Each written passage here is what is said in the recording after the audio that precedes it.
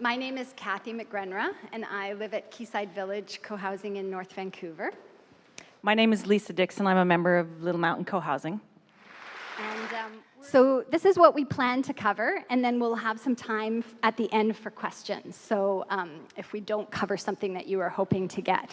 So we're going to go through what is cohousing, a little bit on the history of cohousing, cohousing here in Canada, the differences in cohousing communities, the importance of social connections, cohousing and affordability, development of a new cohousing community, legal and financial structure, project and household financing, and then we'll have some time for questions.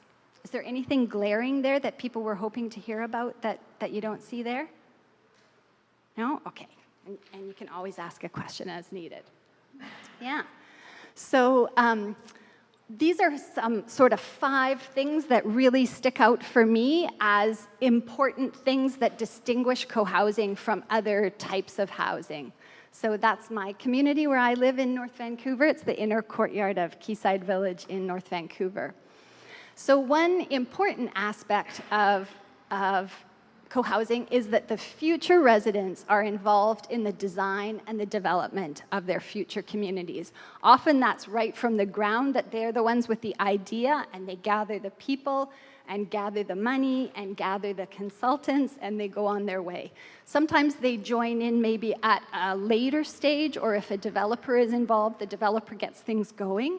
But there is usually involvement in what that community is going to look like. The communities are architecturally designed to encourage interaction. So, for instance, this is the central courtyard of Quayside Village, and all of the doors to all of the units face out into this inner courtyard, which means that whenever you come out of your door, you're potentially connected to anybody else that's engaging out there or anybody else that's coming out their door. And that's just one of the features that help build that social connection.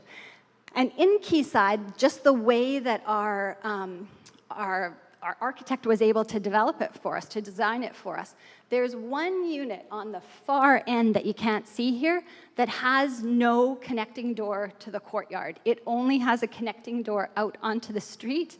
And in 20 years, that unit has had 3 households of people, and all 3 of those households have been the least involved in the community. And so it shows us how that architectural design is really important for connecting people. There are extensive indoor and outdoor shared common spaces that wouldn't exist in other buildings. So there's often a shared guest room, so people can have a smaller unit. You don't have to have extra space in your house for when friends or family visit. There's almost always a commercial-sized kitchen and a large dining room that fits every member of the community. And then groups will choose other kinds of common spaces that exist. It can be a laundry room, a workshop, a music room, a craft room, a co-working space, a playroom for kids. Just depending on what the flavor of the community is, they will choose what kind of common spaces they want to allocate. Group decisions are made by consensus. So cohousing tries to have a very flat hierarchy that everyone has access to input and influence on the community. So there are not structurally any leadership positions where one person has more power than another person. As things always unfold in life, there are people who have natural leadership qualities and also people who maybe have time or skills or something to put more effort in. So they do tend to have a little more influence just because they're very engaged. But structurally, there isn't anything that determines that people have more power than others. And we call it the glue that holds a community together, which are common meals. And so usually communities organize to have common meals and share food together. They're talking about common meal systems next door right now. So, and they vary widely depending on the community. It can be anywhere from irregular potlucks to scheduled meals once a week to scheduled meals 4 times a week. It's just however the community wants to organize that, but they're pretty crucial to keeping the social fabric together. So those are the main things that distinguish co-housing. A little bit on the history. Co-housing started in Denmark, and Alan knows way more about this than me. He started the Canadian Co-housing Network back in 1992, so you feel free to jump in, Alan. So co-housing started in Denmark back in the 1970s, and it's now almost a mainstream housing option in Denmark. It's more than 10% of the housing is co-housing, and so it's well known by people. Here in North America, it's still growing. And it was introduced to North America by 2 architects, Charles Durrett and Catherine McCammett, who went to Denmark to study co-housing in Denmark for their PhD thesis.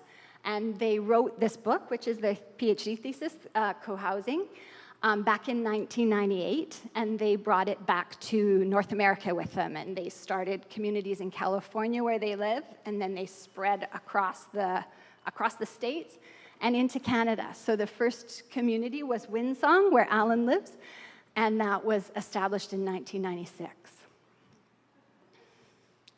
So in co-housing today, that's a picture of Cranberry Commons that's in Burnaby. So in Canada today, there's 13 existing communities. The large majority of them are here in BC, but there is starting to be co-housing communities all across Canada. There's 2 currently under construction. There's 9 in development that have land and are building. And there's many more that are forming and hoping to have a community sometime soon. So co-housing is not one thing at all. You will find that co-housing is very, very varied, and it depends on a lot of factors. So one factor is whether it's an urban or rural location. So the building on the left is the building that Lisa's going to live in that's going under construction hopefully this summer. Little Mountain Co-housing, which is located by Queen Elizabeth Park here in Vancouver. And it's a very compact 6-story building on where there formerly was 3 single-family homes. So 25 units on that piece of land. And you can't see here, but there's a lovely courtyard in the back that's going to be a shared courtyard and then a roof garden. So that's a very urban style of co-housing. And then there's everything down to this picture on the right is Roberts Creek Co-housing on the Sunshine Coast. And it has a large, large piece of property, acres and acres. They even had enough to make a land reserve there where they clustered all the housing, and then the rest is all forest and a stream and everything that goes through. And they have this long walking path that goes through their community, and it's more like single homes or duplexes at the most. And then their common facilities are a separate building. So makes a big difference. There's lots of variety in what it is. There are multi-generational communities, and there's seniors communities. So there's just 2 seniors communities so far in Canada. But these pictures, on the top left, that's the kids' play area at Cranberry Commons in Burnaby.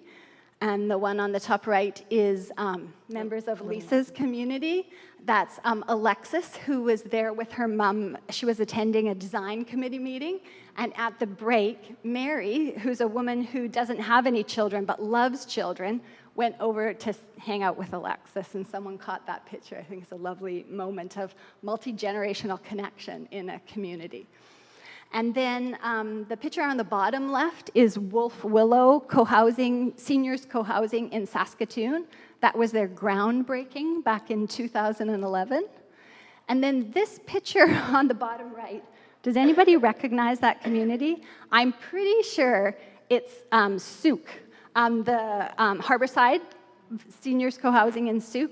But then I thought, I just don't know that for sure, because Margaret, who's giving the session on aging well, she's not there. So I thought, I hope this is, but I'm pretty sure that's what that is.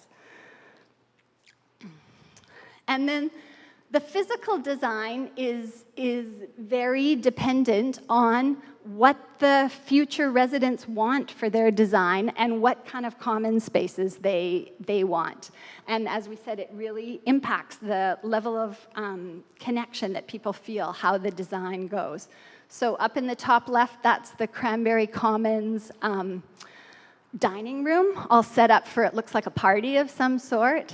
On the top right, that's the communal kitchen in Quayside Village, and it's the bottom left is the woodworking workshop at Cranberry Commons that's down in their underground garage.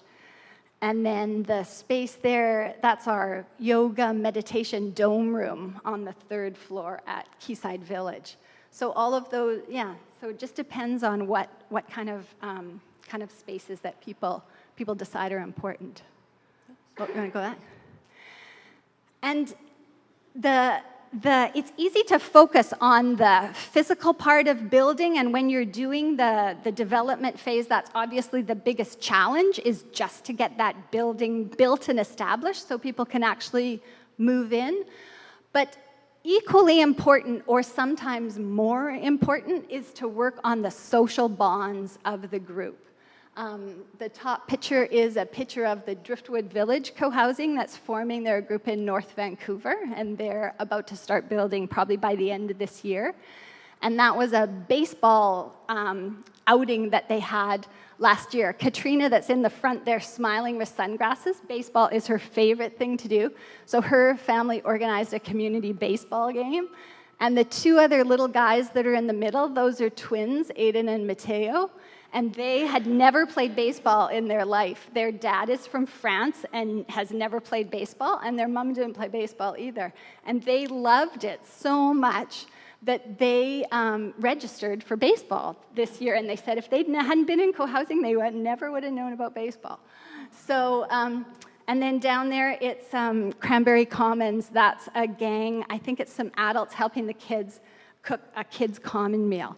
And so, those kind of social bonds that come through working together and playing together are very important. And as a group develops and goes through the development process, it's very important that the group is bonded and like each other and care about each other. Not that everyone will be your best friend, that never happens, but just that you care about each other, so it makes decision-making a lot easier. Because it can be burdensome to try and get effective decision-making with a large group. And this is my neighbor, Carol's, front door. So this is in Quayside Village, and Carol lives on the 3rd floor, and that's her door. 304. And I show you this picture for 3 reasons. The first reason is you'll notice that on her door is a blind, and right now it's kind of a 1/3 of the way up. So as well as those social connections being super important, privacy is also really important and to be guarded and to be balanced so that people have that option to have the balance. So one thing that's evolved at Quayside Village is that we all have those half windows and we all have blinds. And so if you don't want someone coming up to visit or coming to ask you something, you can just put your blind down, and then that's a signal to people that I'm really not available right now. So Carol, when she first gets up in the morning, she puts her blind up to that level. It's important because she's in her 80s, and she's the founder of our community, and we all really care about Carol, and we're all very connected to Carol. So if she decides she's going to sleep in one day, we get a bit concerned when her blind's not up. So she comes and she opens her blind that much, and then when she's had her breakfast and gone to the bathroom and done all that, then she opens her blind the full way, and we know she's ready.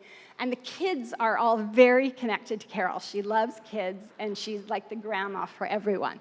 So she also, minds that with her blind control. And we all have different levels of need for privacy. I am on the opposite end at Quayside of the privacy need, in that I hardly need any.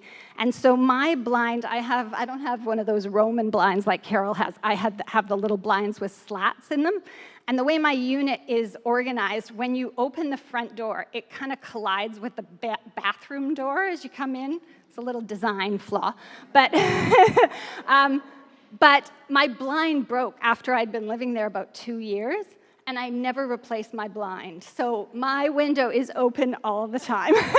And so people, and also for the first 12 years I lived there, I moved in and I had a newborn baby, and I opened a family childcare in my unit. So for the first 12 years that I lived there, my house was a daycare. And so all the parents came in and out of my house to get their kids' boots when they left them or whatever. And my neighbors knew that if I was downstairs playing with the kids in the living room, that I didn't have time to go to the door. So they would just walk in and tell me whatever they needed to tell me and then leave again. So ever since then, people still just walk in and out of my house. And some of my neighbors are in visiting me, and they go, how do you stand this? Like, someone will walk in and just get milk out of the fridge. I didn't have any milk for my coffee. Go ahead.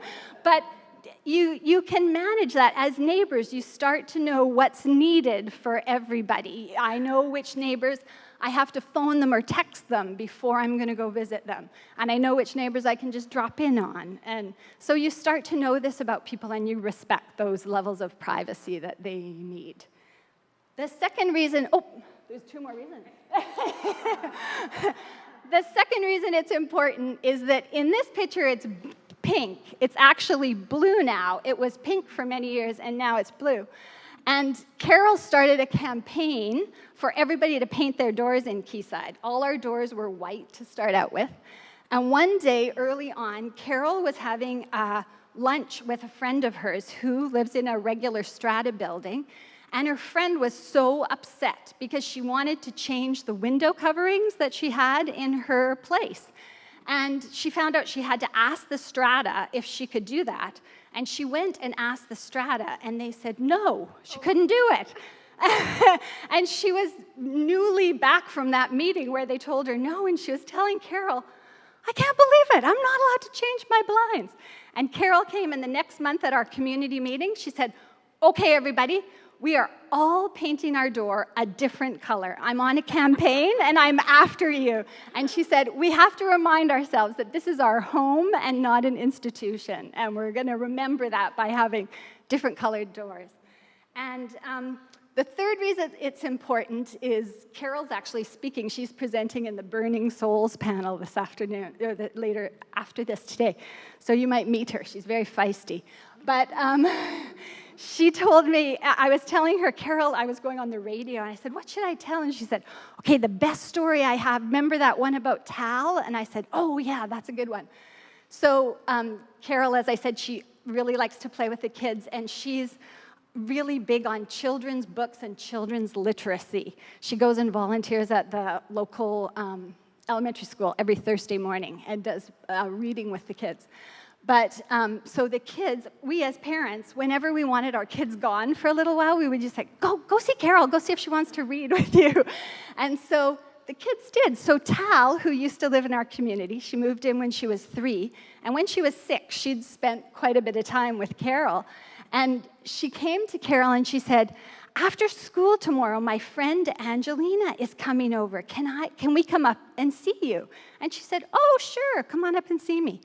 So after school, Tal and Angelina arrive at the door, and Tal knocks on the door, and Carol opens the door, and Tal starts talking to her, and she said, Angelina is just going like this.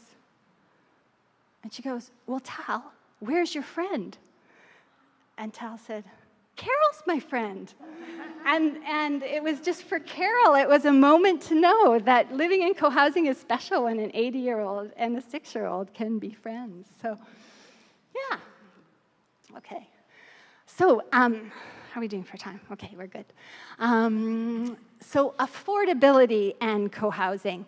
So, this is a topic for anybody who lives in Vancouver. This is the topic of the day, and so because cohousing is related to housing, it's immediately the focus that's put on it. What about affordability? And sadly, co-housing didn't start out to be an answer to affordability. It started out to be a way for people to be more socially connected. So, but many of us who work in co-housing would like to see it accessible to more people and not just people who can afford to buy a place to live in expensive cities like Vancouver.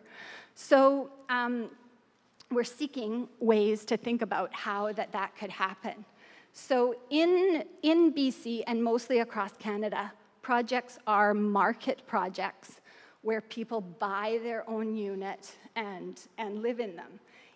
There is creative stuff more happening in the States where it's more established. Grace Kim, who was there last night and will be here today, their building is all a rental building. So I'm super excited to find out how they do that. And I know there's other projects in the States where it's half owned, half rental. So I'm very interested to see the financing on that and how they do it. In BC, most of the projects also, the group is the developer, and the group is able to build the property at cost for themselves. So whatever it costs to build, that's what they pay. So one would normally think, oh, they're skipping a developer profit, which is usually about 10 to 15% of project costs.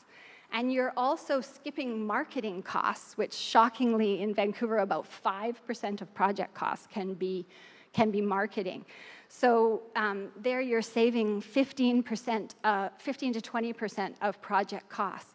But what usually happens is because these future residents are building for the long term, they're building their kind of forever home, they tend to want it to be of highest quality. So they'll build a higher quality home than a developer would. So they put in extra soundproofing, and they do a lot of green building features that will pay off over time. The 3 communities under development in Vancouver right now are going to be passive house construction, which is currently the highest level of green building.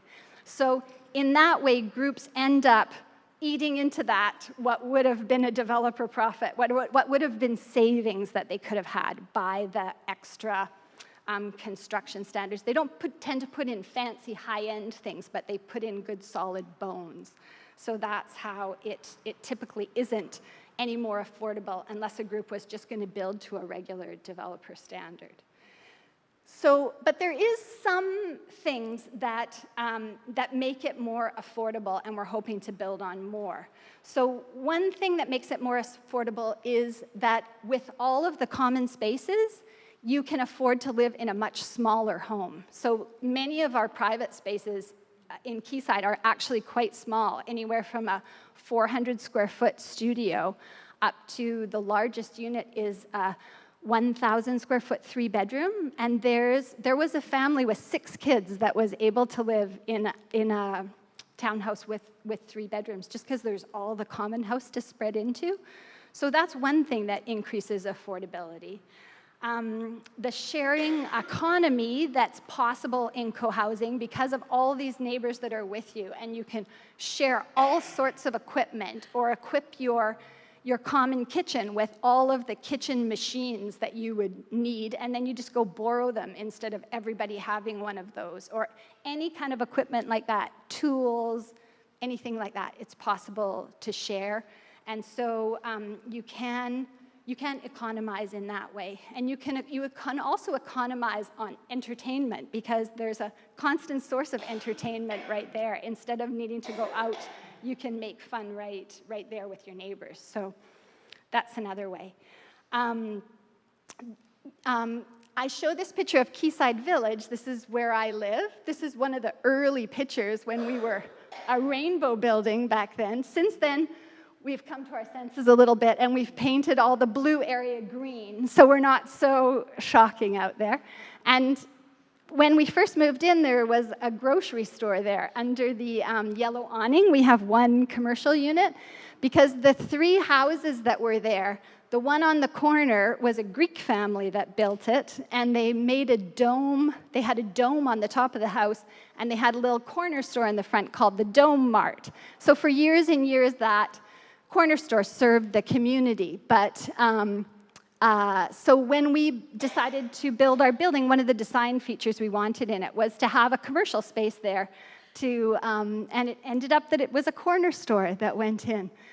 So interestingly enough, though, the corner store just got sold on March 31st. And so what bought it is a coffee shop. So we're in transition, and there's going to be a coffee shop open in our building on August 1st. So we're very excited about that. And they're going to repaint the part coffee brown. So the building will go through another transition.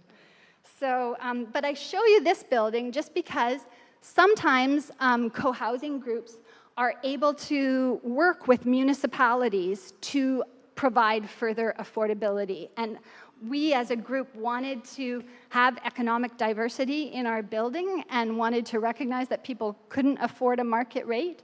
So we worked with the city of North Van at the time, and we were able to work with them to get a little bit of extra density.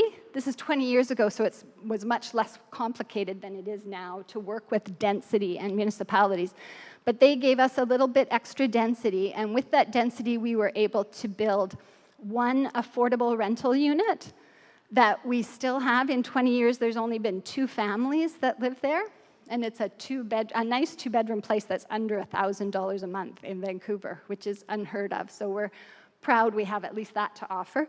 And we also have 4 units that sell in perpetuity at 20% below market value. They have a covenant on them, and our group administers that they sell always at 20% below market value. So there is some initiatives that groups can take if they can work with the municipality to try and do some affordability, and we hope that those will increase. Most municipalities are very favorable to co-housing, and they are willing to work with groups, so we'll see where that goes. And ironically, in this escalating market that we have currently in the Lower Mainland, co-housing almost becomes a form of affordable housing. For instance, the group that Lisa is with, they bought their land back in 2016, so they froze their land price and land costs there, and then with the construction costs, they're looking at $100 below market value, $100 per square foot below market value in Vancouver right now, just because they're building at cost, and the escalating market means that other homes are going up and they're not. So that's unfortunate for the rest of everybody, except the co-housing group will have somewhat affordable housing there. So, yeah. Oh, and this is more for the people that are professionally engaged or know about housing and housing legalities. This is just for you to help you understand a little bit about co-housing. So co-housing is actually not a legal or ownership structure. So many co-housing buildings are strata buildings, but they could also be co-op buildings, and they could also be rental buildings. There is no set kind of ownership or legal form that they need to take. Instead, co-housing is actually a form of governance and way of organizing yourselves and how you build a project. So, and then whatever the group is, they will choose to adopt a legal or ownership structure as they want. But co-housing itself is not a structure. So, yeah, and so I'm going to turn it over to, or am I turning it over to you now? No, keep going. Keep going? Okay. So, so we're moving on to development of a project and talking about that. So there are different approaches to developing a co-housing project. One way is that the group itself is the developer of the project, and some groups do a do-it-yourself project where they're the developer and they do most of the work. That has been successful in BC. It's probably been successful other ways. There's a project up in Hazelton in BC where they have a large piece of land, and I think it's a bare land strata, and then they build, the people build their individual homes on this piece of land, and then they'll all pay together to build the common house. And they've been able to do that pretty much on their own with the resources within the group. But municipal approvals and things are way different in rural communities. Mostly they're easier. Sometimes they're harder due to agricultural land restrictions and things. But that group was able to do that with the municipal structure that they had. And probably the cost of land, too, is probably quite easy. Land is probably easier to find and cheaper to buy.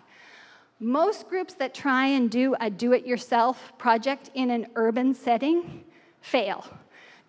They think that they will save money by not hiring consultants. They think, well, we'll get housing cheaper by not hiring consultants. And that usually what happens is they just can't get off the ground because it's highly, highly complex, all of the things you have to pay attention to.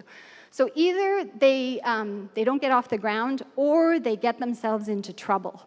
They either end up at the end of the day and their units cost way more than anything else in the neighborhood and they can't sell them because they haven't paid attention to costs like a consultant would force them to, or they get into other challenges because they don't know how to manage the group energy and it takes them off in all crazy directions. So usually the most sure thing is to hire a project management consultant that knows what they're doing to guide a group through a process. And then the other type of project that's seen, Windsong did this, their first project in Canada, worked together with a developer. And so the developer, I think they bought the land, right? Alan, did they buy the land or did the group buy the land? We did 50-50. 50-50. So the group bought 50 of the land and the developer bought the land and then the developer built the building and gave them a lot of control of the design and what would go into their building. And then people didn't have to pay a lot of money until they moved into the building and got a mortgage. So it means that people without huge capital can have access to cohousing because the developer is taking a lot of that risk and a lot of the financing on.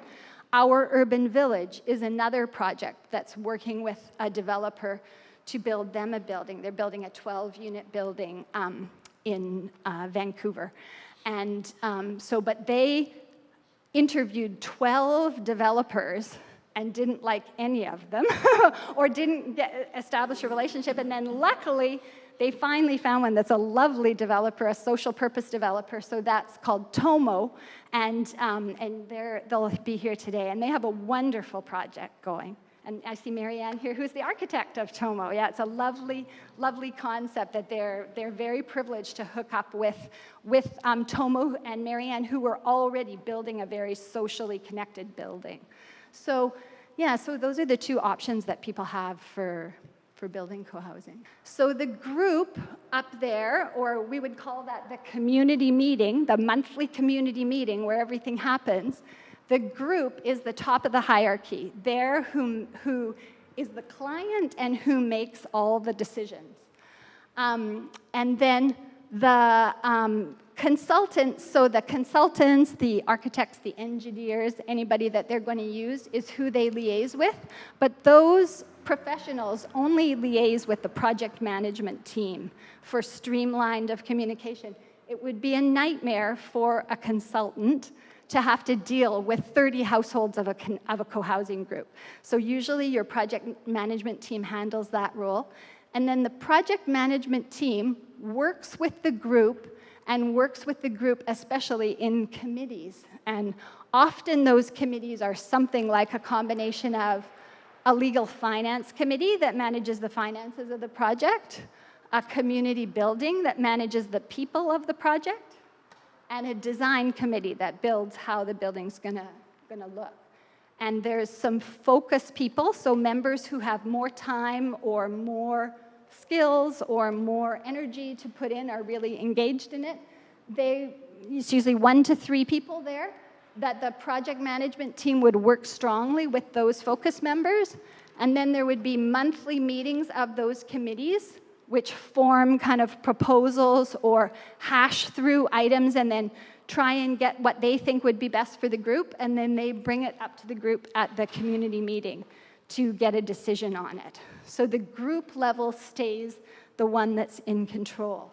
But you can see that working with a group of can be up to 35 households to manage a project that they're the end decision-making point could be a nightmare for consultants who are trying to get a building built for you.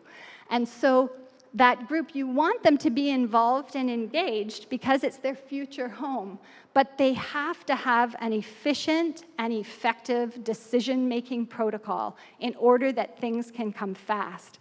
In a decision-making process, there's hundreds of decisions to be made, some of them which, if you can't make them, can cost you tens of thousands of dollars if you don't act quickly enough with a decision.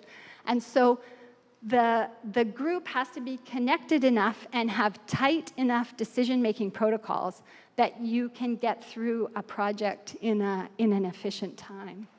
And groups have done it successfully. It's very possible. I forgot to bring a set of cards. I was going to say, Cohousing has developed a system of colored cards that's used as a decision-making technique to help decisions move quickly. And there's a green card, which means I support this decision. There's a yellow card, which means I have some reservations about this decision, but I can live with it, so I'm going to stand aside. And a red card means I can't live with this decision, not for personal reasons. It's not personal that I can't live with this decision, but I think this decision is not in the best interest of the group or compromises a group value or something like that. So in decision-making, this system of cards can speed things up. And in a very well-functioning group, if things have been really well discussed at the committee level and are presented to the group in a coherent way that has been thought through, there are very few red cards. Many people say that you should only, likely if you're going to live in cohousing your whole life, you should probably only red card an issue once or twice in your whole life. Because, yeah, if your process is going well. I'm just going to say, so when I put together this PowerPoint presentation and sent it to Kathy, and she sent it back to me, and she said, it's really technical. Did you use the template I sent you? And I said, yeah, I did. I took the template and took all the heart out of it and made it really technical. And you're going to hear why now, because I'm going to talk about the legal and financial structure. I'm on the Legal Finance Committee for Little Mountain Cohousing, go to all of those meetings. I think I've maybe been to one community building meeting. So when a developer's building, whether it's a conventional build or co-housing, they need to generate the funds to purchase the land and to construct the homes. Conventional developers typically set up a standard limited liability company, also referred to as a corporation, to serve this function. This structure limits the liability for the owners, is flexible, and the most easily recognized by lending institutions, which has impact on their willingness to lend money to the co-housing projects. So the closer the legal structure is to a conventional development, the easier it is to get financing. Typically, yeah, did I miss something? No. Okay. So typically, to finance the project, first you're going to need equity members. You'll need members with money to invest in the project. You need that seed money to get started. Lenders expect to see 25 to 30% of the total project value in cash equity before they'll consider lending to you. Generally, financial institutions won't give construction financing till you're 70% sold. So you need to have 70% of your units sold. And when members join a community in development, they become equity members after paying a required shareholders loan. So a required shareholders loan is what you owe to get into the project. And it becomes a down payment on your purchase. But by requiring that money up front, you're buying into the project. And you need people that are going to commit to it and stay the long haul.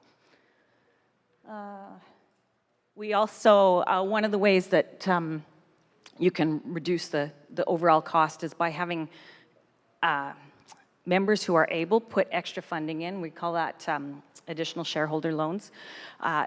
If you can get more money from within the group, you're paying less financing costs over the long haul of the project. So that does cut the cost.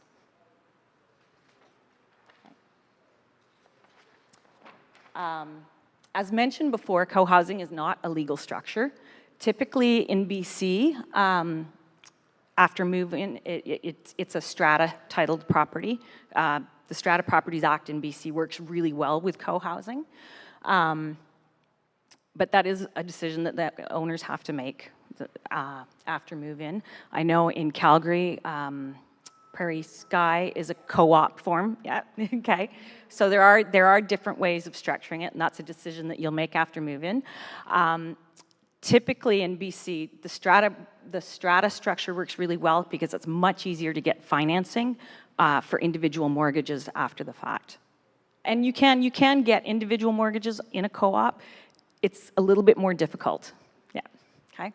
So anytime you want to get financing, I'm talking about the really boring stuff now, but anytime you need financing mortgage for a property, the financial institution is going to consider both the borrower qualification and the property qualification. So buying into co-housing, one of the first things you're going to be asked to do when you join a community is a financial evaluation to see if you're ready. It's a little bit risky. I did mine 2.5 years ago, and I won't be looking for my mortgage for another year. Okay. So you do need to have some stability that way. In Canada, borrowers need to have at least 5% down. That's usually not an issue with co-housing because you're putting more than that down to get the project off the ground.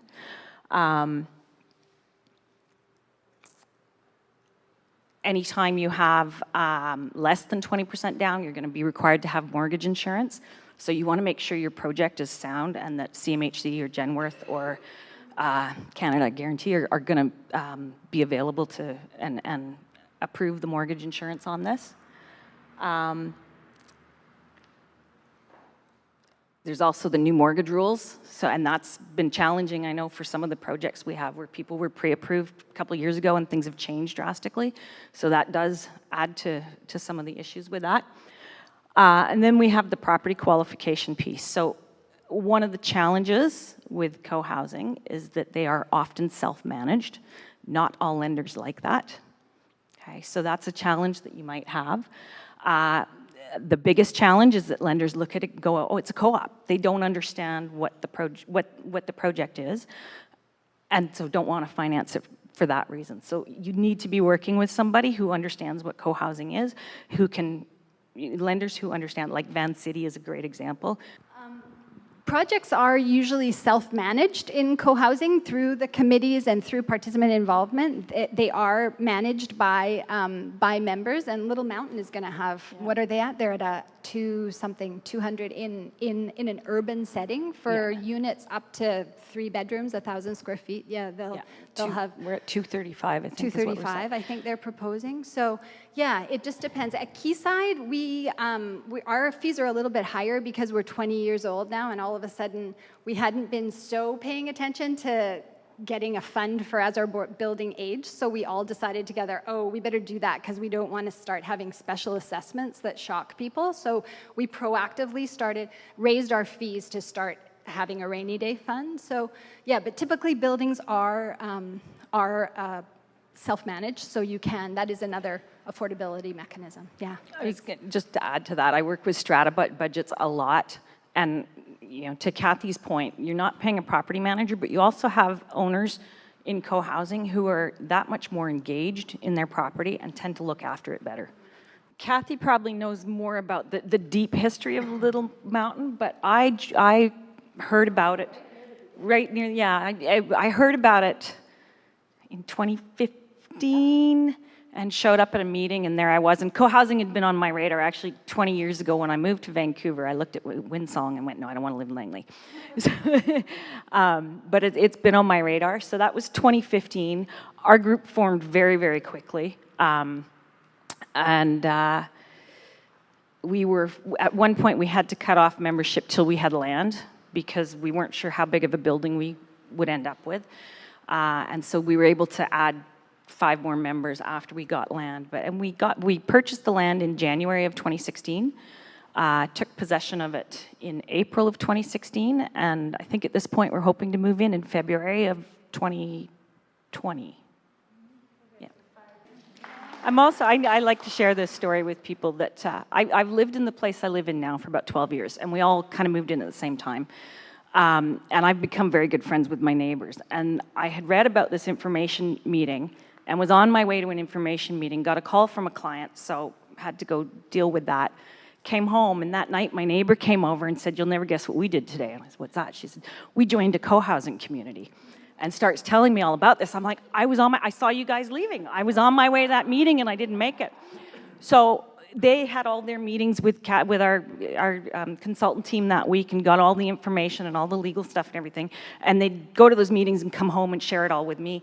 So the following weekend, there was an information meeting, and I walked up to Kathy and handed her my check and said, "Hi, I'm Lisa, I'm here." I think it's safe to say it's a combination of both, because you need the people that have the existing equity to bring into the project. So you need people.